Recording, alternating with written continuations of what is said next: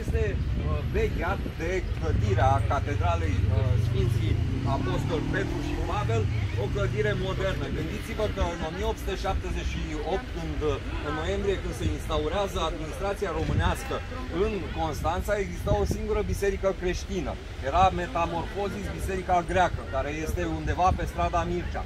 Această catedrală ortodoxă începe a fi făcută abia în anul 1883, dar au fost atâția artiști, arhitecți care au lucrat și au fost atâtea probleme mai mari sau mai mici, încât edificiul de cult este finalizat abia în 1895, deci a fost nevoie de o perioadă foarte lungă. Au fost și la acea vreme tot felul de cancanuri, a trebuit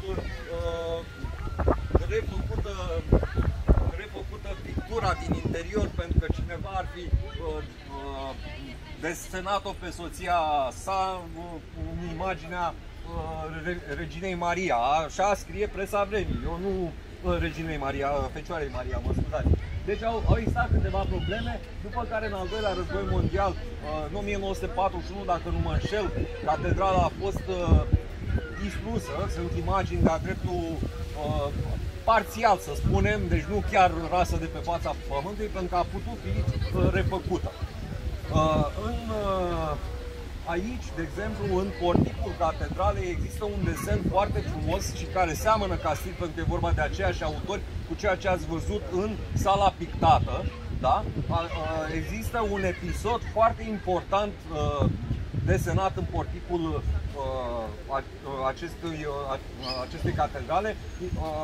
E important pentru istoria Tomisului. În secolul IV, împăratul roman Flavius Valens vine în anul 369 la Constanța, la Tomis.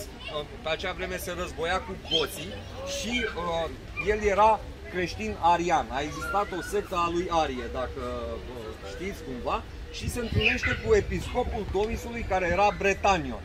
Și cei doi au o confruntare foarte așa aspră, pentru că împăratul încearcă să-l convingă pe bretanion să treacă la creștinismul de tip arian, iar acesta îl înfruntă, practic pleacă împreună cu tot poporul tomitan, așa zic scrierile, pleacă din biserica în care venise Valens și se duce să slujească în altă parte.